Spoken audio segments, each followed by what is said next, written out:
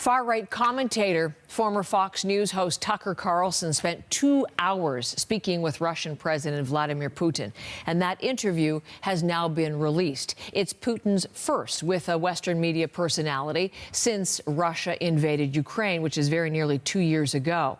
The two covered a range of topics, the scandal among them in this country over Yaroslav Hunka, the former Ukrainian soldier who fought with a Nazi unit in the Second World War. That was part of their conversation.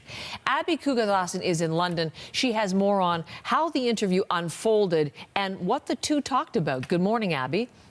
Good morning, Heather. You know, the Kremlin handpicked Tucker Carlson to sit down with Russian President Vladimir Putin, and the translation we have comes from Carlson's team. Having said that, this interview started with a lengthy revisionist history lesson from Putin going back hundreds of years. His understanding of that history is what has shaped his worldview, according to analysts, and he reiterated much of that during this interview. Now, when it comes to the war in Ukraine, he says the West is to blame, that Russia is the victim in all of this, and that Ukraine actually doesn't even exist. Here's what he said when he was asked if he had any further territorial expansionist ambitions.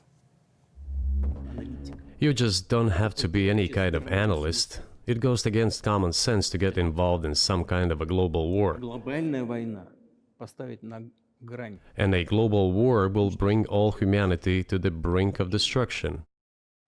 Now, that isn't going to appease some concerned neighbors, given the Kremlin also said it had no plans to invade Ukraine, even as it amassed about 200,000 Russian troops along its border with Ukraine before attacking it in 2022. Now, Putin has said part of the reason for that military operation is to denazify Ukraine. And he got some ammo from that incident you just mentioned that took place back in September in Canada when a World War II veteran was invited to the House of Commons and recognized as a hero. Later, it was reported that this same veteran had served in a Nazi unit. The Speaker of the House resigned after that incident, and the Prime Minister is still answering questions about the vetting process. And to make matters worse, I should say, which helped Putin's narrative here, was that Ukrainian President Volodymyr Zelenskyy was present. He was in the House of Commons, and Putin in this interview making it appear as if Zelenskyy knowingly applauded the veteran.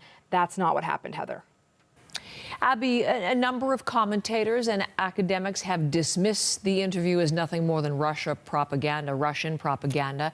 Why did Putin do this interview, and why did he handpick Tucker Carlson to host it?